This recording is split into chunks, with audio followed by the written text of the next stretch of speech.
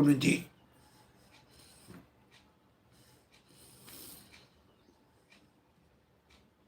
గొంతు, mouth, esophagus. Now we are entering into the stomach. మన కడుపులో ఉన్నటువంటి పేగులు ప్రథమ భాగము స్టమక్. ఆ భాగంలో ఉన్నటువంటి ప్రతి ఒక్కటి పరిశుద్ధంగా ఆనందంగా కొత్త కణాలు తయారవుతాయి. అత్యంత ముఖ్యమైనది మన రెండో మెదడైనటువంటి ఈ కడుపు భాగము పేగులు అంతా కూడా పరిశుద్ధంగా తయారవుతాయి. పెద్ద పేగులు, చిన్న పేగులు అన్నీ కూడా